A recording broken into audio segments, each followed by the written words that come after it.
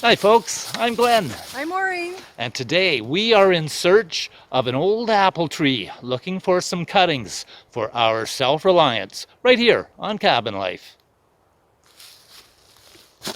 Look, a hawk.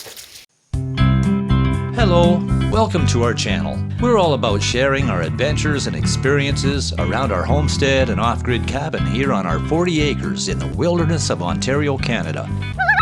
We enjoy life around the cabin, exploring, canoeing, hiking, campfire cooking, gardening, and sharing our love of nature. If you haven't done so yet, consider subscribing and click the little notification bell so you won't miss anything. Right here on Cabin Life with Glenn and Maureen.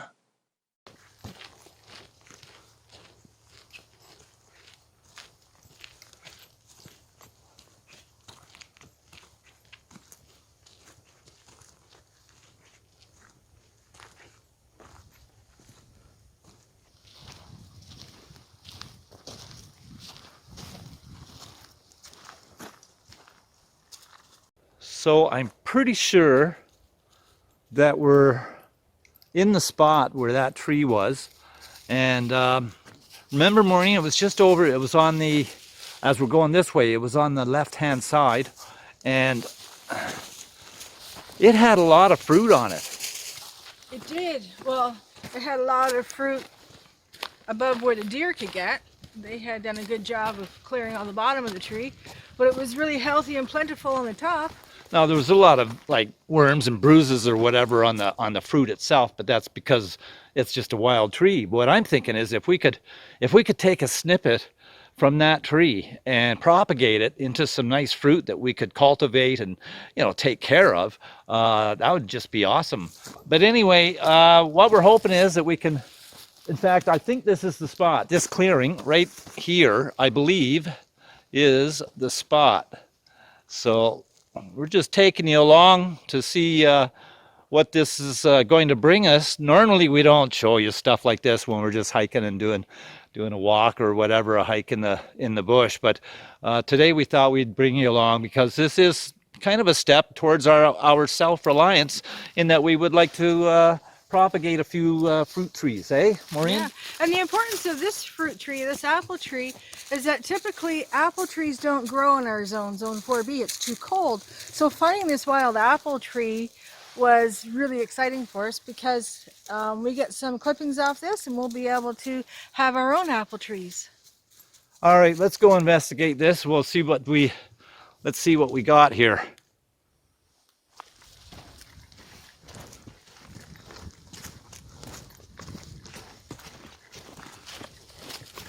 There it is. Yeah, this is it. Wait. Where is it? What the? No.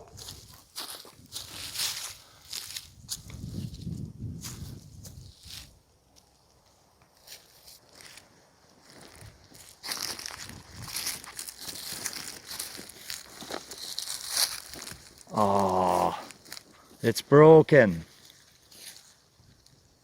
I thought it was a bigger tree at the base than this. Oh man. Oh, it's broken. Look at that. Snow load. No, snow load wouldn't do that to a tree of only this size. This is only an 8-foot, 10-foot tree. What the heck? Ah.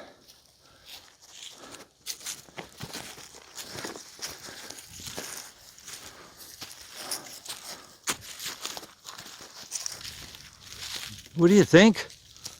Moose? I think a moose pulled it over. Those are pretty scrumptious looking apples at the top, so I wouldn't doubt it. They would eat apples, wouldn't they? Oh yeah.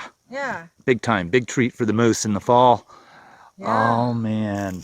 Well, I think is it all dead? the moose pulled it over, and that's the apple tree on the ground. But, as I look at this, guys.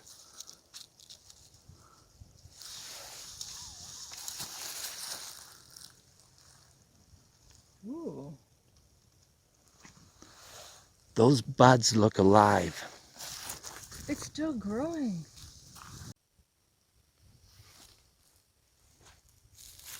So as I look closer at it,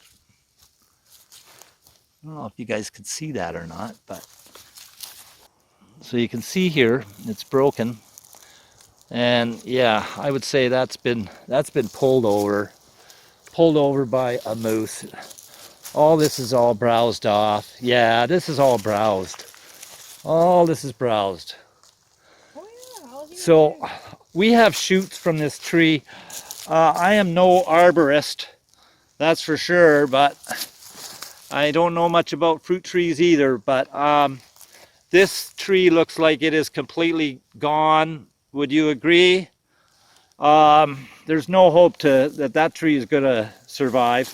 So perhaps what we should do, Maureen, is salvage as much of this tree as what we can, and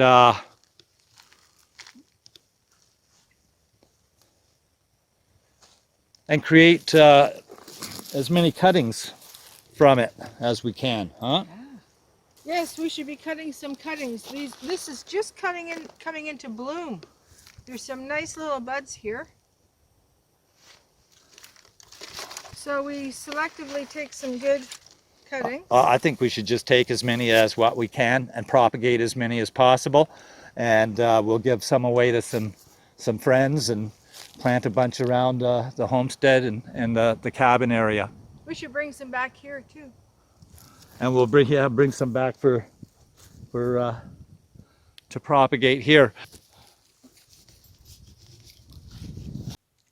I think that this apple tree is here probably as a result, perhaps, of back in the days when this logging trail was used, perhaps a little more frequently, and or perhaps a hunter discarded an apple, Yeah. and the core made its way by the wayside, by the trail side here, and It actually managed to root. it rooted, it propagated obviously for several years, and the fruit was quite large on it, considering it was a wild apple tree. Well, domestic apple tree turned wild. I guess so. A feral apple tree. Is there such a thing as a? Yeah, I guess it spread its seeds somehow. Yeah, I don't know what you call that, but I guess whatever. Let's see if we can take the cuttings, as many as we can, to salvage the tree, and hope that we can get it to bear fruit one day. This is just going to be something that's hopeful for the future, and yeah, we'll see what we get with the cuttings. Jake's having a nice time sniffing and enjoying his walk. Hey, you like your walks, eh, Jakey?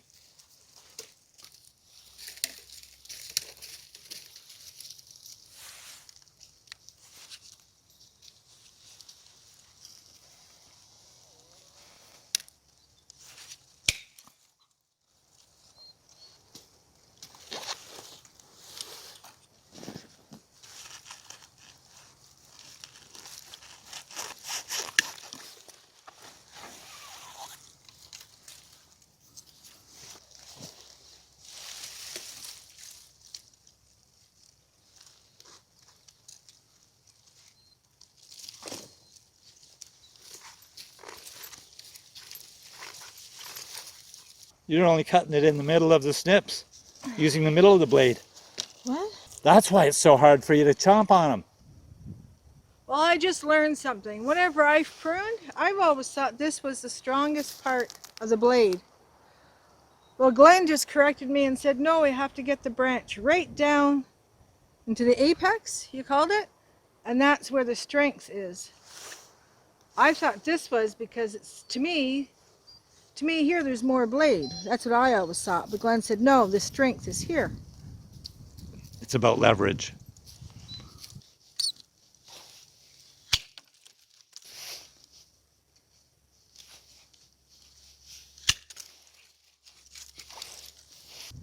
There you go. Leverage that knowledge when you go to do your pruning.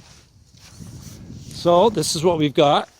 Show them this is what we took from the tree. We'll be able to get some good cuttings from that. We're quite confident of that. It does look like it's alive, so glad we came back this time of year to get it. And they're just starting to bloom. right, and there's enough left on the tree here for the deer and the moose for the blossoms. And if by chance anything does come back, you know, we've left some for Mother Nature to do its work. Look at this. There's also sign that moose have been here. All this is browsed off. All this is browsed. Not only is that browsed, but look at this tree has also been, it's also been pulled over. And the browse is taken from it by the moose. I even took this one way up here.